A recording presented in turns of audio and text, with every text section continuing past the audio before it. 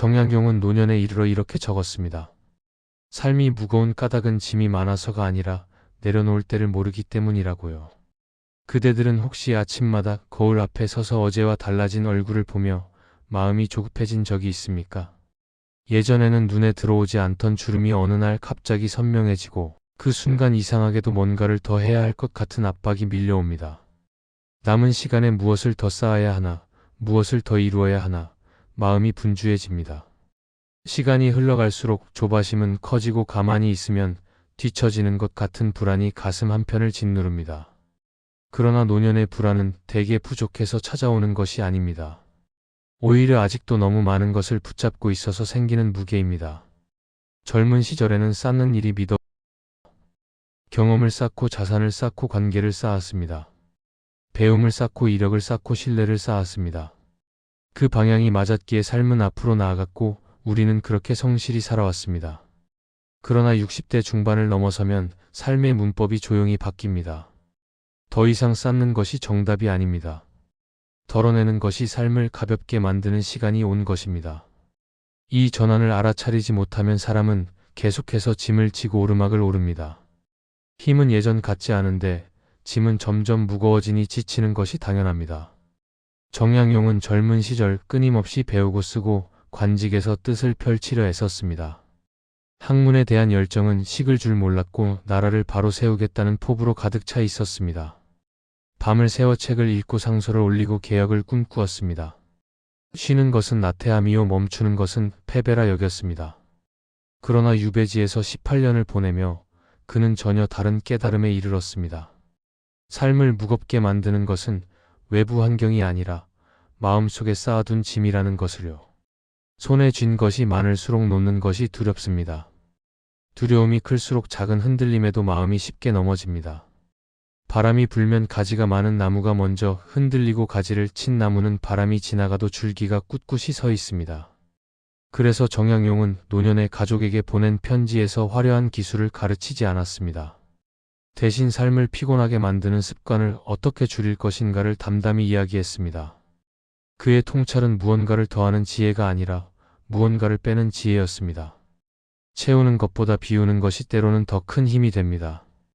오늘부터 5가지를 함께 살펴보려 합니다. 비교의 저울, 쉼에 붙는 죄책감, 불안이 시키는 소비, 몸을 침대에 맡기는 시간, 그리고 무리한 베풀입니다. 이 5가지는 누구나 조금씩 갖고 있는 마음의 짐입니다. 특별한 사람만 해당되는 이야기가 아닙니다. 평범하게 살아온 사람이라면 누구나 한두 개쯤은 안고 있는 무게입니다. 이 중 단 하나만 줄어들어도 마음의 숨통이 먼저 트입니다. 크게 바꾸지 않아도 됩니다. 삶을 뒤엎을 필요도 없습니다. 작은 것 하나를 내려놓는 연습이 쌓이면 어느 순간 같은 길을 걸어도 숨이 덜 차 있음을 알게 됩니다. 그대들은 지금 무엇을 꼭 쥐고 있어서 더 무거워졌습니까? 첫 번째로 줄여야 할 것은 남과 나를 재는 저울입니다. 사람은 나이가 들수록 비교가 사라질 것 같지만 비교는 옷을 갈아입고 다시 찾아옵니다. 젊은 시절에는 성적과 승진이었습니다. 누가 더 좋은 대학에 갔는지, 누가 더 빨리 과장이 되었는지, 누가 더 큰 집에 사는지를 두고 마음이 흔들렸습니다. 그런데 60이 넘으면 비교의 대상이 달라질 뿐 비교 자체는 멈추지 않습니다. 이제는 자녀의 자리가 됩니다. 누구 아들은 대기업에 다니고 누구 딸은 의사가 되었다는 말에 귀가 쫑긋해집니다. 건강도 비교합니다. 같은 나이인데 저 사람은 등산을 다니고 나는 계단 오르기도 힘들다며 자신을 깎아내립니다. 연금 액수, 집의 크기, 손주의 수까지 비교의 칼날은 삶 곳곳을 찌릅니다. 정약용이 관직에 있을 때 가장 힘들었던 것 중 하나가 바로 이 비교였습니다. 누가 더 임금의 총애를 받는지, 누가 더 높은 자리에 올랐는지 사람들의 시선과 평판에 휘둘릴수록 정작 해야 할 일은 흐려졌습니다. 남의 속도에 맞추느라 자신의 걸음을 잃어버렸습니다. 유배지에서 그는 비로소 깨달았습니다. 비교는 끝이 없다는 것을요.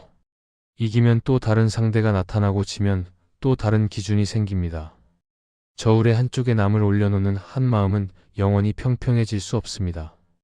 비교가 완전히 사라지기는 어렵습니다. 그것은 인간의 본능에 가깝습니다. 그러나 비교의 기준을 바꿀 수는 있습니다. 남의 삶이 아니라 어제의 나를 기준으로 삼는 것입니다. 어제보다 오늘 조금 더 평온했는지, 어제보다 오늘 덜 화를 냈는지, 어제보다 오늘 한 번이라도 더 웃었는지를 살피는 것입니다. 이 기준은 누구도 빼앗아갈 수 없습니다. 남과 비교하면 이기거나 지거나 둘 중 하나지만 어제의 나와 비교하면 조금씩 나아지거나 제자리거나 둘 중 하나입니다. 제자리도 괜찮습니다. 뒤로 가지 않았으니까요. 한 노인이 있었습니다. 평생 성실하게 일해서 작은 아파트 한 채를 마련했습니다. 그런데 동창 모임에 나갈 때마다 마음이 불편했습니다. 누구는 강남에 산다 하고 누구는 자녀가 유학을 보냈다 하고 누구는 손주 자랑을 늘어놓았습니다. 집에 돌아오면 왜 나만 이렇게 살았나 싶어 한숨이 나왔습니다. 그러던 어느 날 아내가 조용히 말했습니다. 당신이 아침마다 손수 끓여주는 커피가 나는 좋아요. 그 한마디에 노인은 멈칫했습니다. 자신이 무엇을 가졌는지 보다 무엇을 하고 있는지가 더 중요하다는 것을 그제야 느꼈습니다. 비교의 저울을 내려놓자 비로소 자신의 하루가 보이기 시작했습니다. 그대들의 기준은 지금 누구입니까? 남의 삶입니까? 어제의 나입니까? 저울을 완전히 버릴 필요는 없습니다. 다만 저울 위에 올리는 것을 바꾸면 됩니다. 남이 아니라 어제의 나를 올려놓으십시오. 그러면 같은 하루를 살아도 마음이 덜 흔들립니다. 두 번째로 줄여야 할 것은 쉬는 기쁨에 붙는 죄책감입니다. 은퇴하고 나서도 마음 한쪽이 자꾸 말합니다. 지금 쉬어도 되나? 이렇게 놀아도 되나? 텔레비전을 보며 웃어도 되나? 평생 일하며 살아온 사람에게 쉼은 낯선 영역입니다. 몸은 쉬고 있는데 마음은 여전히 바쁩니다. 아무것도 하지 않으면 불안하고 조금이라도 즐기면 미안합니다. 마치 죄를 짓는 것 같은 느낌이 들 때가 있습니다. 그러나 노년의 휴식은 게으름이 아닙니다. 회복입니다. 젊은 시절의 쉼과 노년의 쉼은 의미가 다릅니다. 젊을 때의 쉼은 다시 달리기 위한 준비였습니다. 잠시 숨을 고르고 다음 레이스를 향해 출발하는 것이었습니다. 그러나 노년의 쉼은 그 자체가 목적입니다. 더 이상 달려야 할 레이스가 정해져 있지 않기 때문입니다. 쉼을 통해 하루를 견디고 쉼을 통해 몸을 지키고 쉼을 통해 마음의 균형을 잡는 것이 노년의 과업입니다. 정약용도 유배 초기에는 쉼을 견디지 못했습니다. 아무것도 하지 않는 시간이 고통스러웠습니다. 나라를 위해 일해야 하는데 여기서 이렇게 시간을 보내도 되는가 하는 자책이 그를 괴롭혔습니다. 그러나 시간이 흐르면서 그는 쉼의 의미를 새롭게 발견했습니다. 고요한 시간 속에서 비로소 깊은 생각이 가능해졌습니다. 바쁘게 움직일 때는 보이지 않던 것들이 멈추고 나서야 보이기 시작했습니다. 그가 유배지에서 수백 권의 책을 쓸 수 있었던 것은 오히려 강제된 쉼 덕분이었습니다. 작은 즐거움은 사치가 아닙니다. 생의 온도입니다. 차 한 잔의 향기, 오전에 창문으로 들어오는 햇살, 좋아하는 드라마 한 편, 오래된 음악 한 곡. 이런 것들이 하루를 붙들어주는 리듬이 됩니다. 특별한 일이 없어도 괜찮습니다. 대단한 취미가 없어도 괜찮습니다. 그저 조용히 앉아있는 것만으로도 충분합니다. 문제는 그 시간을 온전히 누리지 못하게 만드는 마음속 목소리입니다. 이렇게 쉬어도 되나? 뭔가를 해야 하는 것 아닌가? 하는 그 목소리가 쉼의 질을 떨어뜨립니다. 한 여성이 있었습니다. 30년 넘게 가게를 운영하다가 은퇴했습니다. 처음 몇 달은 좋았습니다. 그러나 점점 불안해지기 시작했습니다. 늦잠을 자면 하루를 낭비한 것 같았고 커피숍에서 수다를 떨면 시간을 허비한 것 같았습니다. 그러던 어느 날 손녀가 물었습니다. 할머니는 왜 맨날 미안해해요? 그 순간 그녀는 깨달았습니다. 자신이 평생 자기 자신에게 쉼의 허락을 내리지 않았다는 것을요. 그날 이후 그녀는 의식적으로 자신에게 말했습니다. 오늘 이 쉼은 내가 받을 자격이 있는 것이라고요. 그대들은 즐거운 순간마다 스스로에게 벌을 주고 있지는 않습니까? 쉼을 허락하지 않는 마음이 오히려 더 큰 피로를 만듭니다. 오늘 하루 죄책감 없이 쉬어보십시오. 그것이 몸과 마음을 위해 할 수 있는 가장 좋은 일입니다. 세 번째로 줄여야 할 것은 불안이 시키는 사두기입니다. 할인 문구가 마음을 흔드는 이유는 물건이 싸서가 아닙니다. 미래가 불안해서입니다. 지금 안 사면 손해라는 말은 결국 앞으로 부족할지도 모른다는 두려움을 건드립니다. 나중에 필요할 것 같아서, 언젠가 쓸 일이 있을 것 같아서, 자녀에게 줄 수 있을 것 같아서 사둡니다. 그러나 그렇게 사둔 물건들이 집 안구석에 쌓여 있습니다. 포장도 뜯지 않은 채로 먼지를 뒤집어 쓰고 있습니다. 정약용은 가게를 살피며 쓸모와 허영을 구분하라고 말했습니다. 필요한 것은 분명하지만 적습니다. 불필요한 것은 많지만 금방 식습니다. 진짜 필요한 물건은 살 때 망설임이 없습니다. 그것이 없으면 생활이 불편하기 때문입니다. 그러나 불안해서 비롯된 구매는 살 때는 뿌듯하지만 금방 잊힙니다. 물건이 도착해도 설렘이 없습니다. 그저 안도감만 남습니다. 이제 없어서 불안할 일은 없겠지 하는 안도감 말입니다. 그러나 그 안도감은 오래가지 않습니다. 곧 또 다른 불안이 찾아오고 또 다른 물건을 사게 됩니다. 노년의 소비를 들여다보면 그 안에 마음이 담겨 있습니다. 외로움이 담겨 있을 수도 있고, 인정받고 싶은 욕구가 담겨 있을 수도 있고, 미래에 대한 두려움이 담겨 있을 수도 있습니다. 물건 자체가 문제가 아닙니다. 그 물건을 사게 만드는 마음이 문제입니다. 물건으로 마음을 채우려 하면 영원히 채워지지 않습니다. 물건은 마음을 대신할 수 없기 때문입니다. 한 남성이 있었습니다. 은퇴 후 온라인 쇼핑에 빠졌습니다. 매일 택배가 왔습니다. 처음에는 필요한 것을 샀지만 점점 필요 없는 것도 사기 시작했습니다. 할인 알림이 뜨면 반사적으로 클릭했습니다. 아내가 물었습니다. 이거 언제 쓸 거예요? 대답하지 못했습니다. 어느 날 서재를 정리하다가 같은 물건이 3개나 있다는 것을 발견했습니다. 그제야 깨달았습니다. 자신이 물건을 산 것이 아니라 불안을 잠재우려 한 것이라는 것을요. 그 후로 그는 장바구니에 물건을 담아두고 이틀을 기다렸습니다. 이틀 후에도 필요하면 샀고 그렇지 않으면 삭제했습니다. 그렇게 하자 구매량이 절반 이하로 줄었습니다. 그대들은 오늘 산 것이 정말 필요한 것입니까? 아니면 불안을 잠재우기 위한 것입니까? 장바구니를 열기 전에 한 번만 물어보십시오. 이것이 없으면 내 삶이 정말 불편해지는가? 대답이 망설여지면 아직 살 때가 아닙니다. 4번째로 줄여야 할 것은 몸을 침대에 맡기는 시간입니다. 편한 자세가 늘어나면 몸은 금방 배웁니다. 움직이지 않아도 된다고요. 소파에 누워있는 시간이 길어지고 침대에서 일어나는 시간이 늦어지고 걷는 거리가 짧아집니다. 처음에는 편합니다. 그러나 그 편안함 뒤에 대가가 따라옵니다. 노년의 몸은 한번 줄어든 기력이 다시 돌아오는데 시간이 오래 걸립니다. 일주일 누워있으면 한 달치 근육이 사라진다는 말이 있습니다. 과장이 아닙니다. 작은 넘어짐이 큰 고립으로 이어지기도 합니다. 걷다가 넘어지고 넘어져서 다치고 다쳐서 움직이지 못하게 되고 움직이지 못해서 집 안에만 있게 되고 집 안에만 있다 보니 사람을 만나지 못하게 됩니다. 이 연세가 노년의 삶을 무너뜨립니다. 그래서 운동이 중요하다고들 말합니다. 그러나 운동이라는 말 자체가 부담으로 다가올 수 있습니다. 헬스장에 가야 하나, 등산을 해야 하나, 수영을 배워야 하나. 그런 생각만으로도 지칩니다. 정약용은 유배지에서 큰 운동을 하지 않았습니다. 대신 기본적인 자세를 유지하려 애썼습니다. 앉아서 글을 쓸 때도 허리를 펴고 앉았습니다. 아침마다 마당을 천천히 걸었습니다. 팔을 뻗고 기지개를 켜고 어깨를 돌렸습니다. 대단한 것이 아니었습니다. 그러나 그 작은 습관들이 18년의 유배 생활 동안 그의 몸을 지켜주었습니다. 움직임의 양보다 움직임의 지속이 중요했습니다. 운동이 아니라 기본 자세를 바꾸는 것이 먼저입니다. 소파에 눕지 않고 식탁에 앉아있기, 전화할 때 서서 걸으며 통화하기, 창가에서 팔과 어깨를 천천히 펴기, 텔레비전 광고 시간에 일어나서 제자리 걸음하기. 이 정도면 충분히 시작입니다. 완벽할 필요가 없습니다. 어제보다 오늘 몸을 조금 더 움직였다면 그것으로 됐습니다. 한 노인이 있었습니다. 무릎이 아파서 걷기를 포기했습니다. 앉아있는 시간이 길어지자 허리까지 아파지기 시작했습니다. 의사가 말했습니다. 안 움직여서 더 아픈 겁니다. 처음에는 믿기지 않았습니다. 그러나 매일 10분씩 집 안을 걸어보기로 했습니다.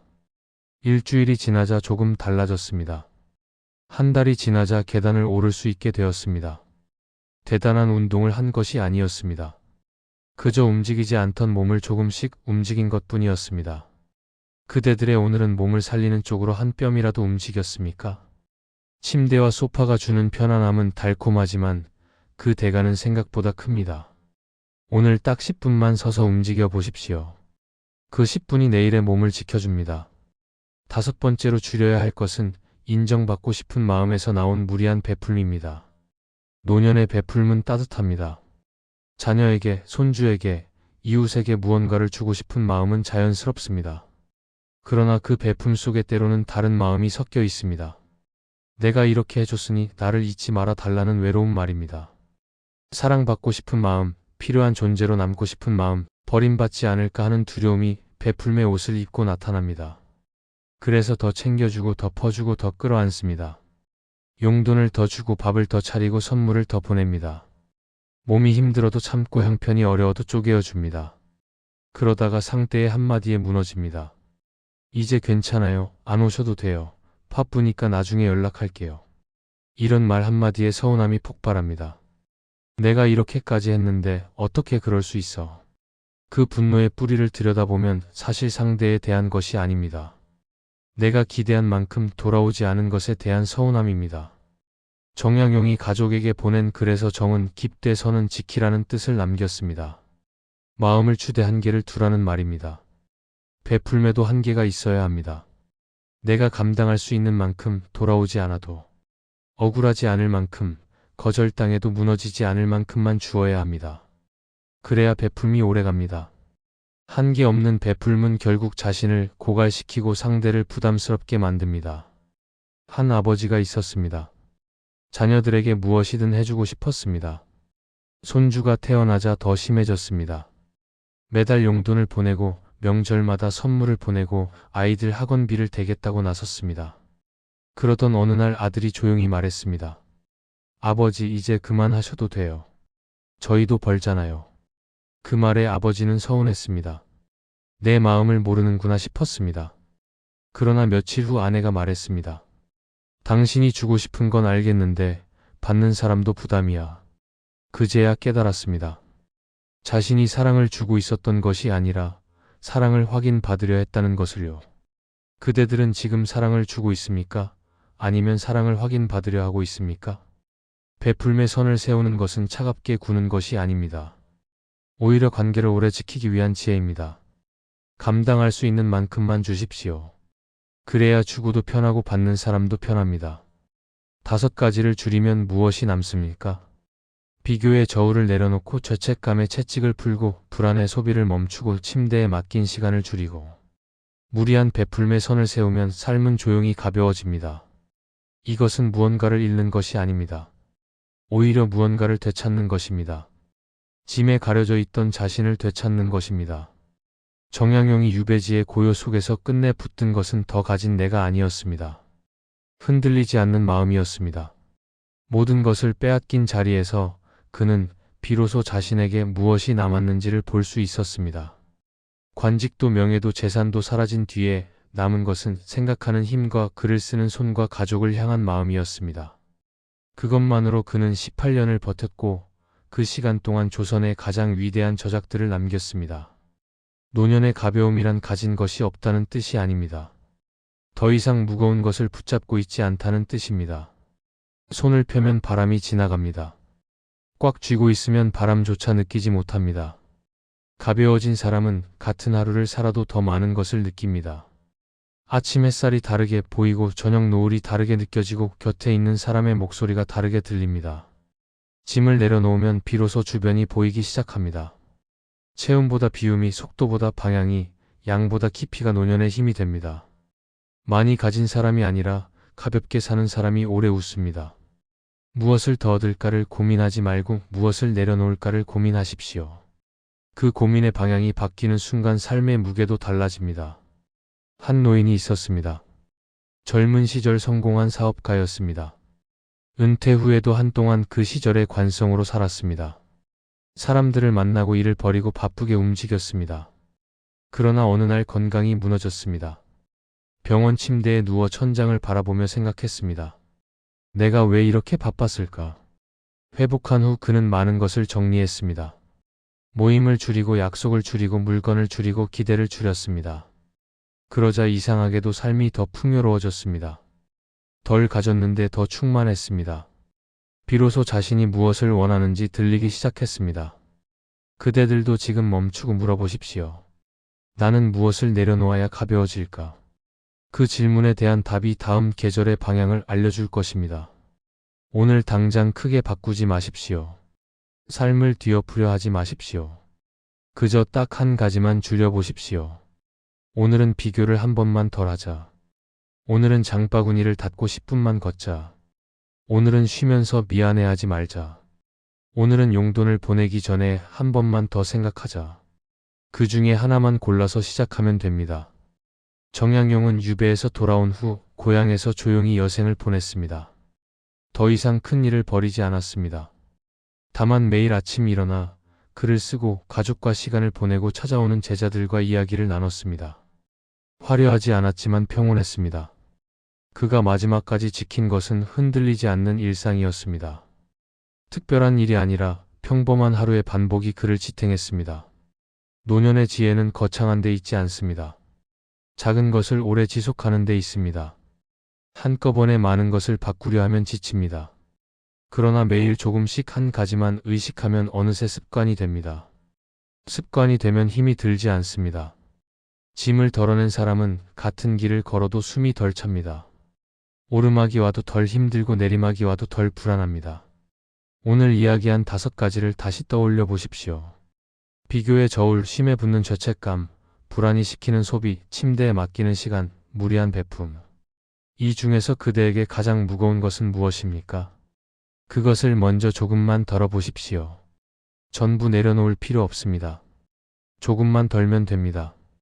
조금 덜어진 무게가 다음 걸음을 가능하게 합니다. 처음에 물었습니다. 그대들은 지금 무엇을 꼭 쥐고 있어서 더 무거워졌습니까? 이제 그 질문을 다시 던집니다. 무엇을 내려놓으면 가벼워질 수 있습니까? 답은 이미 그대 안에 있습니다. 머리로는 알고 있지만 손이 놓지 못하고 있을 뿐입니다. 오늘 그 손을 한 번만 펴보십시오. 삶은 더하기의 끝에서 가벼워지지 않습니다. 빼기의 시작에서 비로소 가벼워집니다. 정양용이 유배지에서 깨달은 것도, 노년을 살아가는 이들이 결국 도달하게 되는 곳도 같은 자리입니다. 짐을 내려놓은 사람은 어디를 가든 숨이 편합니다. 그대들도 그렇게 될 수 있습니다. 오늘 한 가지만 내려놓으십시오. 그것이 시작입니다.